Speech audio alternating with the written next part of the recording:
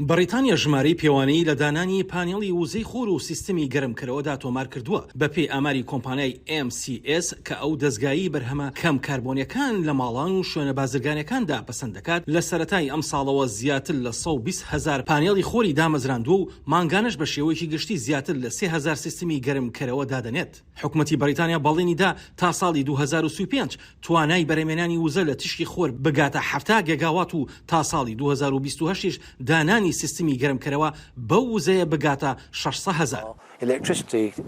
تێچووی بەکارهێنانی کارەبامان زۆر دابەزاندووە. ئێمە بەرە وزەی پاک دەڕۆین، هەسارەکەمان ڕزگار دەکەین، هەروەها ئۆتۆمبیلێکی کارەبایشمان هەیە. ڕەنگە تێچووی ئەم سیستەمە هەندێک زیاتر بکەوێت لەسەرمانەوەی کە پێشتر بۆ ئۆتۆمبیلەکەمان دامان نا، بۆیە ئێمە تا ڕادەیەک دڵخۆشین.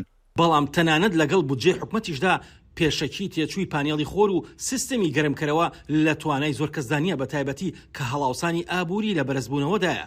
هەروە جەخل لەوە دەکاتەوە ئەو ماڵانەی کە داهاتیان کەمە زیاتر ئەگەری ئەویان هەیە بەکرێ بیهێنن بۆیە ناتوانن ڕاستەوخۆ سوودمەند بن لە پلانەکە. ئەگەر لە نزیکەوە بڕوانیتە ئەو ژمارانە ئەوە ئەو خەڵکە بەتی دەکەیت کە کەمێک دەوڵەمەندترن. ئەوان ئەو ماڵانە نین کە زۆرترین کێشەیان لەگەڵ قەیرانی بەرزبوونەوەی نرخەکاندا هەیە. ئەوان ئەو ماڵانە نین کە هەوڵی زۆریان داوە تا ماڵەکانیان گەرم بکەنەوە بۆ ئەوەی بگاتە ئاستێکی سەلامەت و ئارام.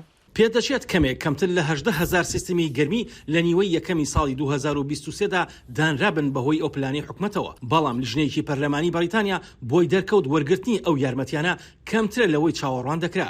کۆمپانیای MCS داوای فراوانکردنی پلانی نوێکردنەوەی بۆیلەر دەکات، هەروەها تیشک دەخاتە سەر پێویستی بنیادنانی هێزی کاری دامەزراندن بۆ پێی گەیشتن بۆ ئامانجەی حکوومەت پێویستی بە 50,000 کرێکار دەبێت. ئاسۆ جەبار، دەنگی ئەمریکا.